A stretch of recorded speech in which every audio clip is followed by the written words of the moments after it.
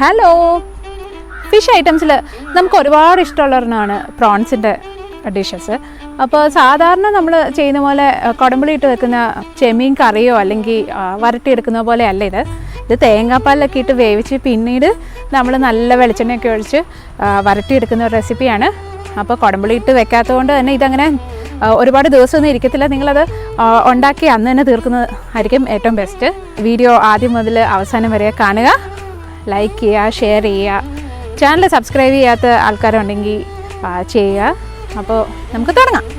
1 kilo ഉണ്ടായിരുന്ന പ്രോൺസാണ്. അതിപ്പോൾ cleaning ഒക്കെ കഴിഞ്ഞപ്പം ഏകദേശം 1/2 കിലോ ഒക്കെ കാണുള്ളേ. ഇതിലേക്ക് നമ്മൾ 1/2 ടീസ്പൂൺ ഉപ്പ്, 1/2 ടീസ്പൂൺ മഞ്ഞൾപ്പൊടി, 1/2 teaspoon garam masala, 1 table spoon മുളക് പൊടി, വെളുത്തുള്ളിയും ഇഞ്ചിയും ചേർത്തരച്ച പേസ്റ്റ് അതൊരു 2 ടേബിൾ സ്പൂണ്, പിന്നെ ഒരു ചെറിയ 2 കറിവേപ്പില എന്നിവ ചേർത്ത് നന്നായിട്ട് മിക്സ് ചെയ്തെടുക്കുക. നല്ല അടിപൊളിയായിട്ട് മാരിനേറ്റ് ചെയ്ത് വെച്ച നമ്മുടെ ഈ പ്രോൺസ് നമ്മളൊരു 1/2 മണിക്കൂർ ഫ്രിഡ്ജിൽ വെക്കുവേ.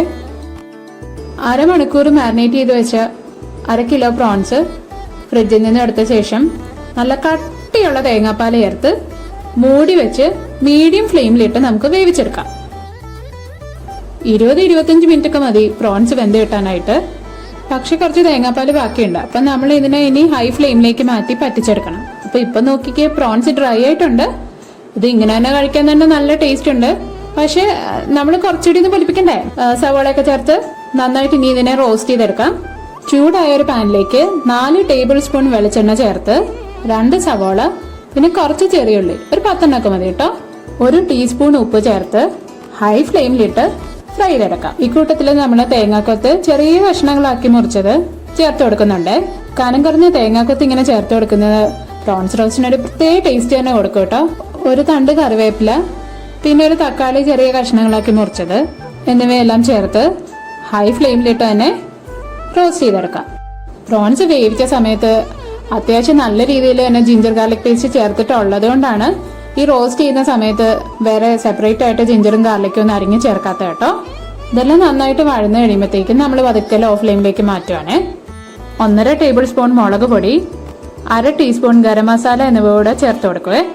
ഇനി കുറച്ച് വെളിച്ചെണ്ണ കൂടെ ചേർക്കാം. 1 ടേബിൾ സ്പൂൺ ഒക്കെ ആവാട്ടോ.